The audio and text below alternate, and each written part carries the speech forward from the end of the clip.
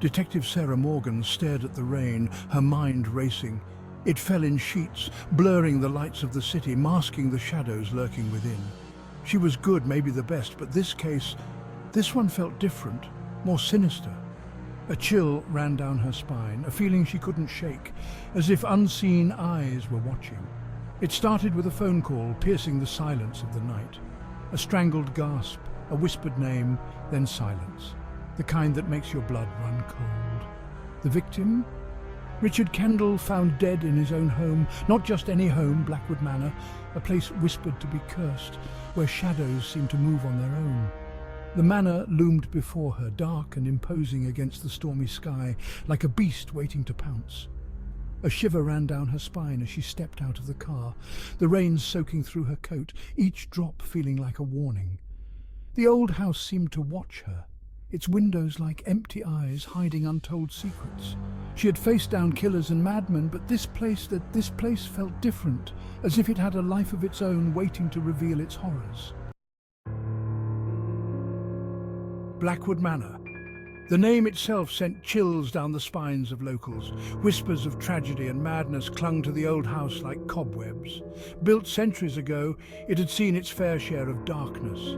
The first owner, a wealthy merchant, had been found dead in his study, a single gunshot wound to the head.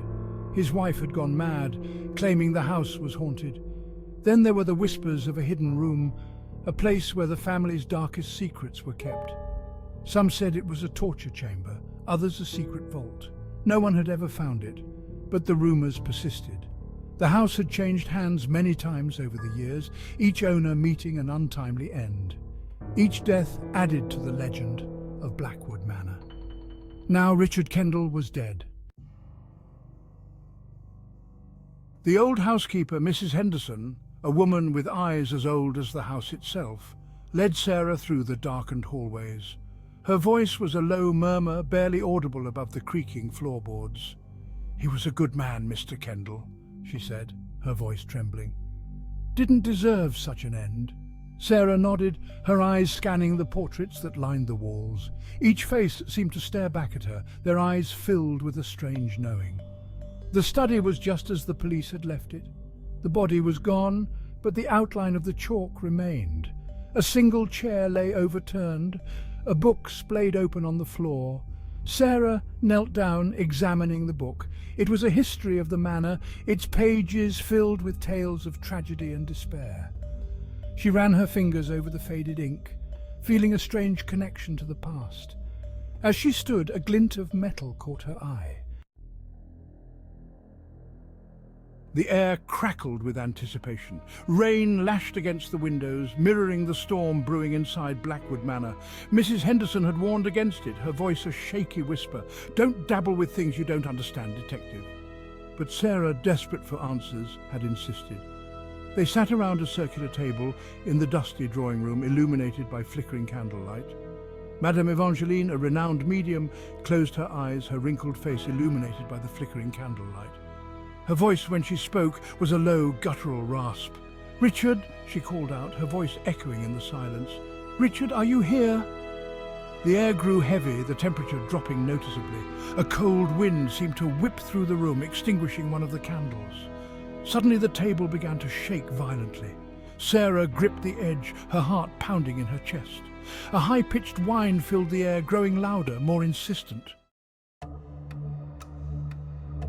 Days turned into nights. Sarah barely slept, her mind consumed by the case.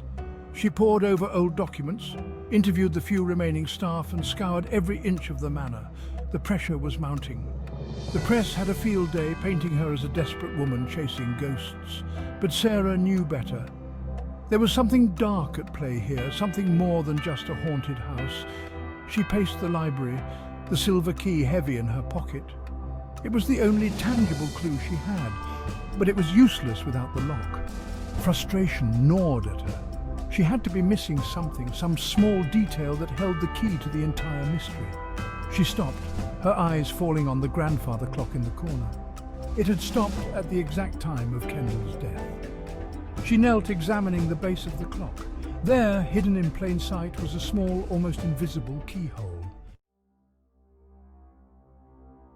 The journal belonged to Emily Blackwood, the wife of the manor's original owner.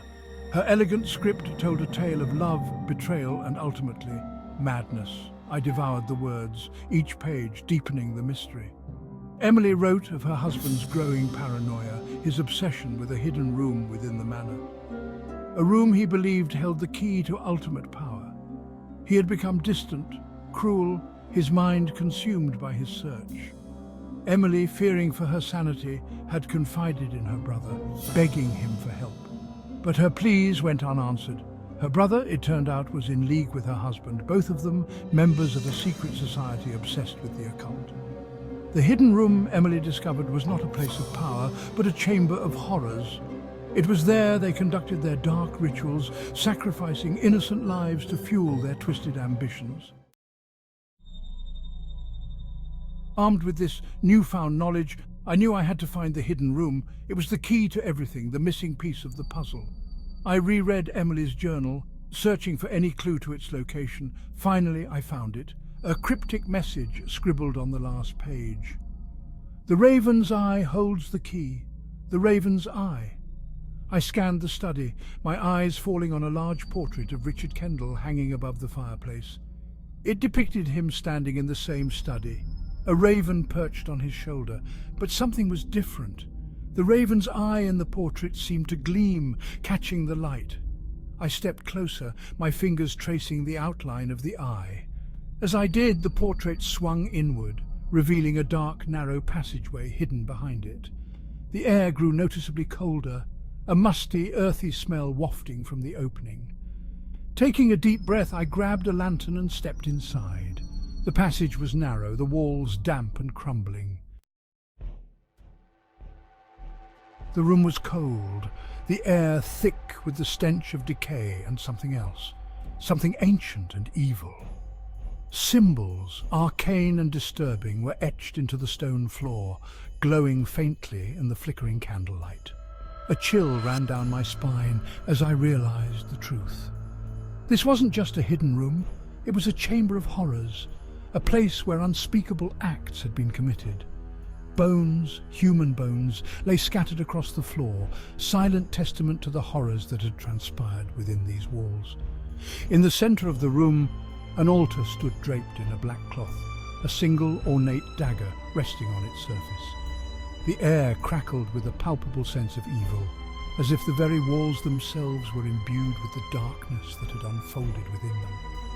I found Richard Kendall's phone discarded in a corner, its screen cracked. I picked it up, my fingers brushing against something sticky, blood. The pieces of the puzzle fell into place.